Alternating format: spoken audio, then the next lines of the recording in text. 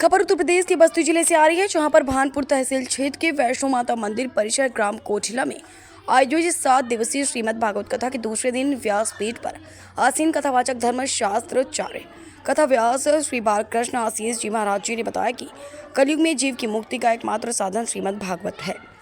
कथा व्यास जी ने कहा, श्रीमद् भागवत कथा अगर कोई मनुष्य नियम पूर्वक 7 दिन श्रवण करे तो उसे मोक्ष प्राप्त होता है। कहा कि गोकर्ण जी ने अपने भाई धुंधकारी के आत्मकल्याण के लिए श्रीमद् भागवत कथा कराई। धुंधकारी वायु के रूप में एक बांस में बैठ गया। उन्होंने कहा कि प्रतिदिन कथा श्रवण की एक दिन उस बांस की एक गांठ टूट जाया करती थी।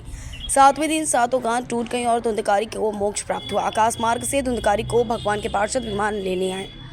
इस पर भगवान के पार्षदों ने कहा कि मुनि श्रेष्ठ गोकर्ण कथा तो सभी ने श्रवण की, लेकिन धुंधकारी ने कथा श्रवण करने के पश्चात कथा का चिंतन मनन भी किया कि आज भैया ने मुझे यह प्रसंग सुनाया। आज कथा में भैया ने मुझे भगवान की सुंदर लीलाओं की कथा सुनाई।